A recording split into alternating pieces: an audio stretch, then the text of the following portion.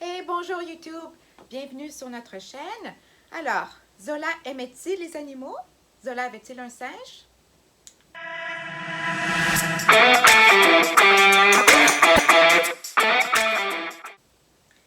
Et oui, Zola adorait les animaux. Il a eu au cours de sa vie de nombreux animaux domestiques, quelques chats et surtout beaucoup de chiens.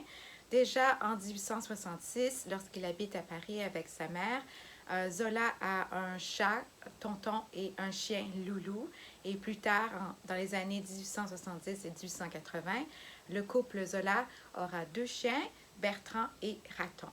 Lorsque ceux-ci décèdent, Zola adopte un petit chien qu'il va nommer Fanfan et qui aura des problèmes de santé. Il aura beaucoup de crises nerveuses. Zola le mentionne beaucoup dans ses lettres. Il va aussi écrire un article dans Le Figaro en 1896 intitulé L'amour des bêtes, où il va raconter à quel point ce petit chien Fanfan lui était très très cher. Je cite cet article. « Pendant 2 années, il entra dans ma vie à un point que je ne pourrais dire.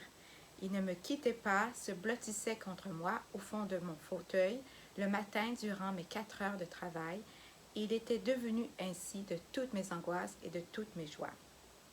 Puis, il était de chacune de mes promenades, s'en allait devant moi de son allure de petit chien à roulettes qui faisait rire les passants, dormait au retour sous ma chaise, passait les nuits au pied de mon lit sur un coussin. » Lors de son exil en Angleterre à cause de l'affaire Dreyfus, Zola va apprendre dans une lettre d'Alexandrine la mort de son chien Pain ou Monsieur Pain, et cela va beaucoup l'affecter.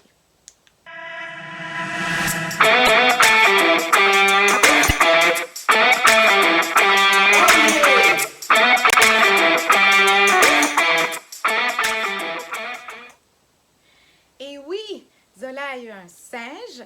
Au cours de l'année 1868-69, le couple Zola a une guenon qui s'appelle Ronca.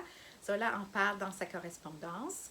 Dans sa propriété de Médan, Zola a aussi des vaches, des poules, des lapins, des chevaux et un âne. Les animaux jouent un rôle important dans l'œuvre de Zola. Il y a de nombreux exemples, entre autres, de chats et de chiens dans ses romans.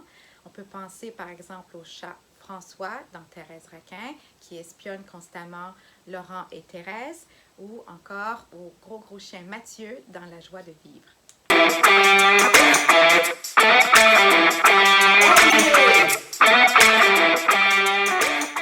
Intéressant de constater que si les animaux adoptent des noms et des traits humains dans l'œuvre romanesque de Zola, les personnages représentant des êtres humains sont quant à eux souvent affublés de caractéristiques animales.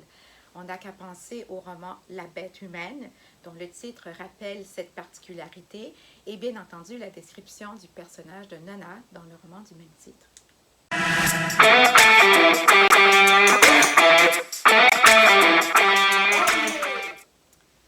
Zola recevra un prix d'honneur de la Société protectrice des animaux en 1896. Dans son discours, il dira que les animaux sont nos amis les plus chers et qu'il faut les aimer et les respecter. Voilà, j'espère que vous avez apprécié cette vidéo.